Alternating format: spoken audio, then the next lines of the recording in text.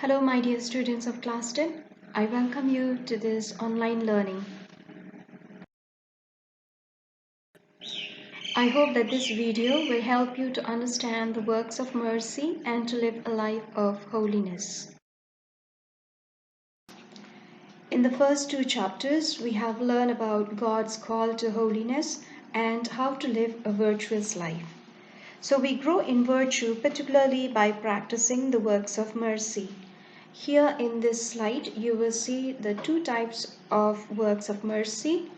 It is divided into corporal works of mercy and spiritual works of mercy. Through our works of mercy, we express our love for Jesus himself. Since we are made of both body and soul, so therefore the works of mercy also are divided into two groups. We care for the well-being of our neighbors' souls, and that is called spiritual works of mercy. And what it deals with the bodies, these are called the corporal works of mercy. Since our souls are the most important part of our human nature, through which we can think, know, and freely choose between good and evil, so the 7 spiritual works of mercy are the most important. For example, instruct the ignorant, counsel the doubtful, admonish sinners, forgive offenses, comfort the afflicted, bear wrongs patiently, pray for the living and the dead. And the other side, in the left hand side, we have the corporal works of mercy. They are feed the hungry, give drink to the thirsty, shelter the homeless, clothe the naked, visit the sick, visit the imprisoned, and bury the dead. Let us now first try to understand the spiritual works. The spiritual works of mercy are acts of love which enable us to respond sensitively to the spiritual and emotional needs of others. They are motivated by the actions of Jesus in the gospel. For example, Jesus, he keeps on listening to the sinners and those who are in need. He keeps encouraging the people. He consoles those who are sad.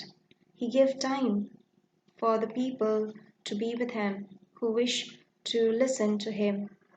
He shared his faith experience with the Father. He support all those who are weak.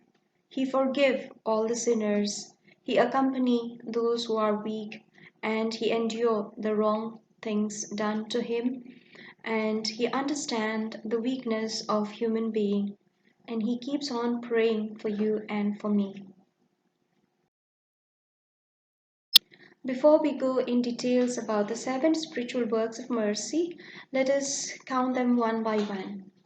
First, to admonish the sinners, or we can call it convert the sinners, change their life. Second, to instruct the ignorant. Third, to counsel the doubtful. Fourth, to comfort the sorrowful. Fifth, to bear wrongs patiently. Sixth, to pray for the living and the dead. 7. To forgive injuries. We shall now deal with the spiritual works of mercy one by one. Now we shall start with admonish sinners. Sin separates us from the love of God. It is an act of love to help the person to realize the seriousness of sins. It takes the virtue of prudence to admonish sinners, and one has to find the right moment and in a tactful way use the right words that will safeguard the human dignity. So whenever we admonish or whenever we direct the sinners, those who are wrong, we have to do it in a very prudent way, and we cannot be harsh on them because we have to safeguard their human dignity. Instructing the ignorant. First, we have to be a knowledgeable person in order to instruct those who are ignorant. If we ourselves we don't know about the matter of faith, of the Catholic faith, how can we instruct those who doesn't know about our Catholic faith? So therefore, we have to help the person to understand the truth that God has revealed to us by first trying our best to know about our faith. And after we have experienced the faith, or we have deepened our faith in the church and in God, we share our understanding of the faith with others, especially with those children who doesn't know. We share also our insights, the knowledge and skills with others as opportunity arises. Counsel the doubtful. We should be courageous, yet at the same time we have to be compassionate in listening to people and helping them to move on. We also seek the situation in which people are clearly doing harm to themselves or others. We have to help them to understand and to realize the harm that they are doing to themselves and to others. We should put an end to gossip by walking away. This set a good example for others whenever we walk away when the people start gossiping. Comforting the sorrowful. Walk with others through their pain and help them to move on.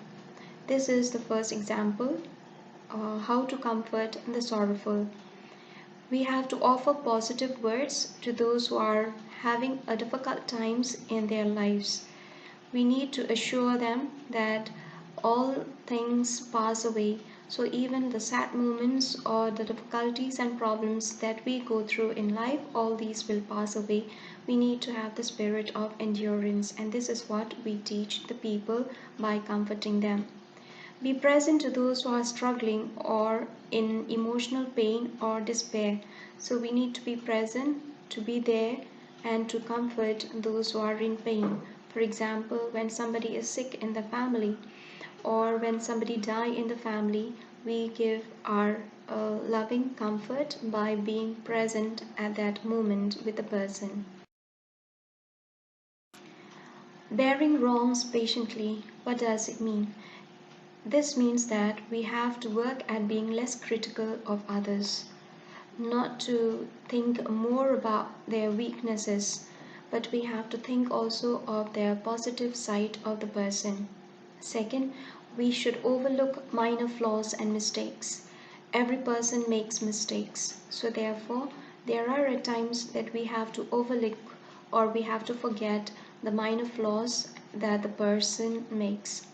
Third, give people the benefit of the doubt. We must be able to understand the people when they are in doubt, and so therefore we need to understand them. Fourth, pray for those who have wronged you. That means we have to not only forgive the person who have wronged us, but we also need to pray to take these people who have wronged us to God the Father, that He may bless them and may bless us too. Pray for the living and the dead. This work of mercy is one of the easiest, but it is also one of the most important.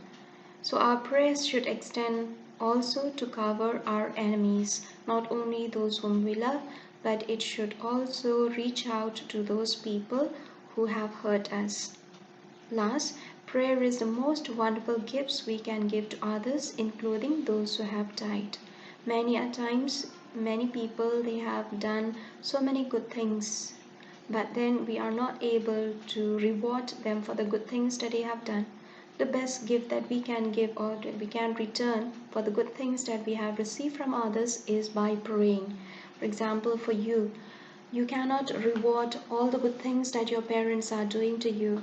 So the best gift that you can give to them is by praying for your parents.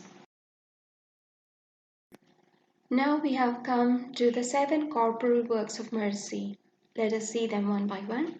First, to feed the hungry. Second, to give drink to the thirsty. Third, to clothe the naked. Fourth, to shelter the homeless. Fifth, to care for the sick. Sixth, to visit the imprisoned. And last, to bury the dead. Feed the hungry, give drink to the thirsty, and clothe the naked. Many of us have been greatly blessed by God, for we have enough of clothing, food, and other things we need. All of us, we fall into this category. Nevertheless, there are many who do not have the basic necessities of life. You look in our own country, there are so many who are dying of hunger, many sleep on the streets, and many who stand in the queues for hours together to fetch for water. And there are many who are very rich, and they are not ready to share it with others. In this statistic, you will see that in India, the richest people, the billionaires, are 103, and the poor people are, in the world, there are 2,170, and the poor people in our country are 400 million people, and in the world, they are only just 1.2 billion people. So you see the differences. In India, the richest people are only 103, and in the world, they are 2,170. And so therefore we can see that the people who are rich in our country are very few, but the poor are many. They are 400 million people. So what is the reason? What is the difference between the other countries and ours? This shows the disparity, the differences between the rich and the poor. The rich people in our country becomes richer and richer, and the poor people becomes poorer and poorer. This work of mercy reminds us that we have to be sensitive to the needs of these brothers and sisters of ours and help them in whatever way possible. Charity begins at home. So parents, they take care of their children by providing all their basic needs. And in turn, when the children grow up, it is their responsibility to provide for all the basic needs of their parents, especially in their old age.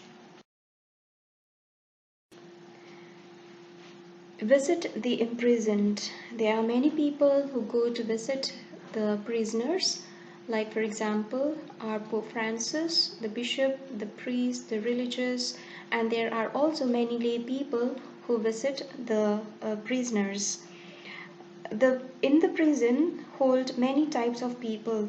There are like criminals, and there are people who committed mistakes, and yet some others, maybe it is not the fault of their own. It is somebody else have misled them, or they have misjudged. And all these people do need our understanding and prayers.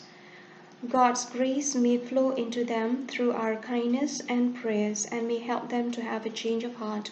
You and me, we cannot go and visit the prisoners, but we can do one thing, that is by praying for them. Our kind visits and understanding may help them to reform their lives. So when we get the chance to visit the prisoners, this will help them to experience the love and the tender care of the human people. If it is in our capacity, we may help them to obtain justice and freedom. Next, when you grow up, see that in one way or the other, try to help the prisoners to get their justice.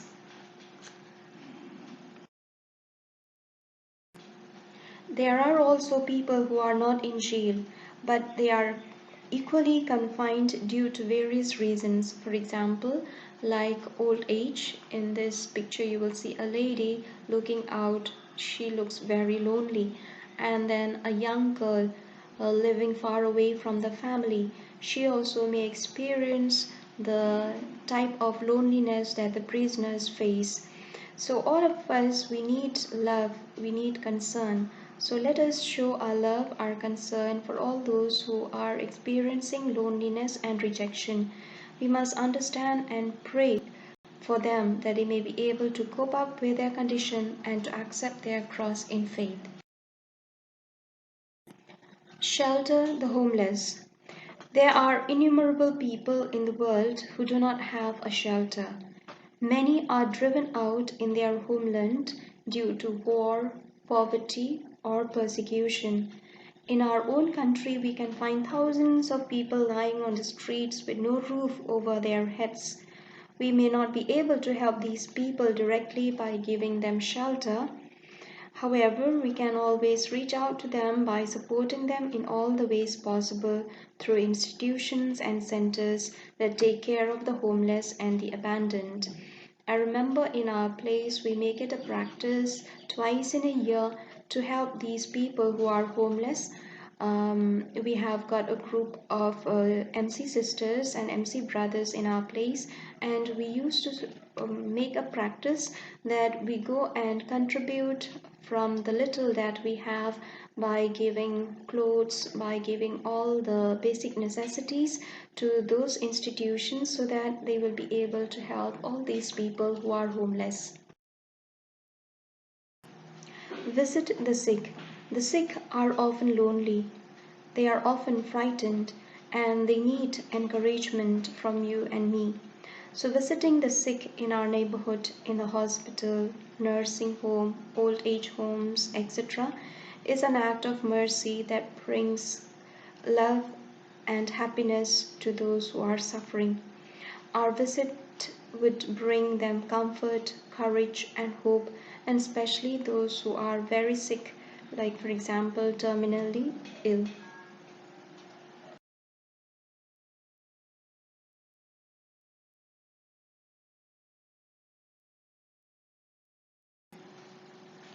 Once I visited my grandma who was suffering from stroke, and I have heard that she suffered a lot because of this.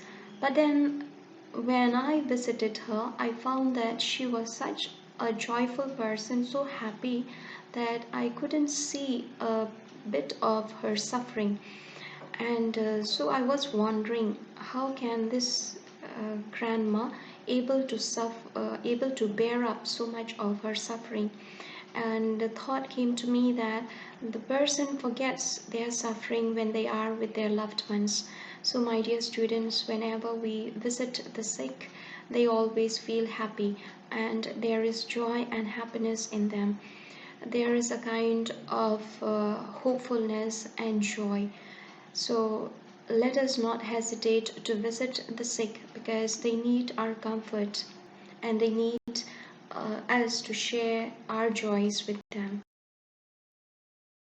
Now we have come to the end of the corporal works of mercy, that is, bury the dead.